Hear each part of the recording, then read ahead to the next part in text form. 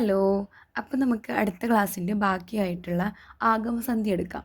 കഴിഞ്ഞ ക്ലാസ്സിൽ നമ്മൾ ലോഭസന്ധിയെക്കുറിച്ച് സംസാരിച്ചു. ഇനി ആഗമസന്ധിയെക്കുറിച്ച് പറയാം. രണ്ട് വർണ്ണങ്ങൾ സന്ധി ചേരുമ്പോൾ മൂന്നാമതൊന്നു കൂടി വന്നു ചേരുന്നതാണ് ആഗമം. എന്താണ് ആഗമസന്ധി എന്ന് പറയുന്നത്? രണ്ട് വർണ്ണങ്ങൾ സന്ധി ചേരുമ്പോൾ മൂന്നാമതൊരു വർണ്ണം കൂടി വന്നു ചേരുന്നു. അതിനെയാണ് നമ്മൾ എന്ത് പറയുന്നത്? ആഗമസന്ധി എന്ന് പറയുന്നത്. അതിൽ നമുക്ക് പഠിക്കാനുള്ളത് രണ്ട് നിയമങ്ങളാണുള്ളത്. രണ്ട് നിയമങ്ങൾ വെച്ചിട്ട് പറഞ്ഞ കാര്യങ്ങളെ പറ്റിയിട്ടാണ് നമുക്ക് പഠിക്കാനുള്ളത്. സ്വരങ്ങൾ സ്വയം ഉച്ചാരണക്ഷമമായ വർണ്ണങ്ങളായതിനാൽ രണ്ട് സ്വരങ്ങൾ അടുത്തടുത്തായി ചേർത്തുച്ചരിക്കുക പ്രയാസമാണ്. അതിനാൽ ഉച്ചാരണത്തിലെ സ്വരച്ചേർച്ച ഒഴിവാക്കുന്നതിനായി രണ്ട് സ്വരങ്ങൾക്കിടയിൽ യകാരമോ വകാരമോ ചേർത്തുച്ചരിക്കുന്നു. അതായത് സ്വരങ്ങൾക്ക് നമ്മൾ പറയുമ്പോൾ സ്വയം അവയ്ക്ക് ഉച്ചരിക്കാനുള്ള ക്ഷമത ഉണ്ട്. അങ്ങനത്തെ വർണ്ണങ്ങളാണ് സ്വരങ്ങൾ. അപ്പോൾ ഈ രണ്ട് സ്വരങ്ങൾ അടുത്തടുത്ത് വരുമ്പോൾ അവർ ചേർത്തുച്ചരിക്കുമ്പോൾ അതൊരു പ്രയാസമായിട്ട് തോന്നും. ഇപ്പോൾ ഉദാഹരണം പറയുകയാണെങ്കിൽ കര, അവിടെ എന്താ പറയുക, സ്വരമാണ്. ആന്ന് വരുന്നുണ്ട്. ഉള്ള, അവിടെയും സ്വരമാണ്. അപ്പോൾ കര ഉള്ള എന്ന് പറയുമ്പോൾ നമുക്ക് അവിടെ ഒരു പ്രയാസമായിട്ട് തോന്നും.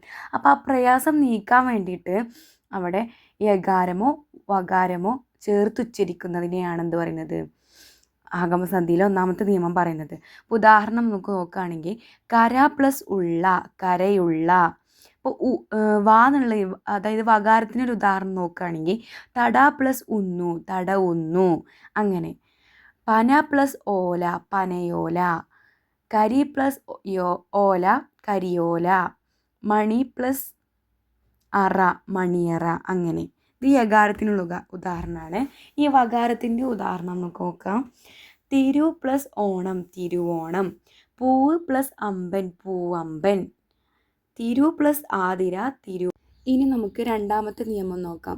സന്ധി ചേരുന്ന വർണ്ണങ്ങളിൽ ആദ്യത്തേത് അ, ഇ, ഉ, ഊ എന്നീ സ്വരങ്ങളിലൊന്നും രണ്ടാമത്തേത് ഗരാക്ഷരവും ആണെങ്കിൽ ആ ഗരത്തിൻ്റെ അനുനാസികം ആഗമിക്കും.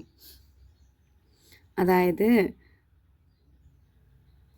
ഇതിൽ പറയുന്ന സ്വരങ്ങൾ ആ, ഇ, ഉ, ഊ എന്നീ സ്വരങ്ങളിൽ ഒന്നാണ് ആദ്യത്തേതിൽ ഉണ്ടെന്നുണ്ടെങ്കിൽ രണ്ടാമത്തേതിൽ ഗരാക്ഷരവും ആണെങ്കിൽ ആ ഗരത്തിൻ്റെ അനുനാസികം അവിടെ ആഗമിക്കും എന്നാണ് പറയുന്നത്.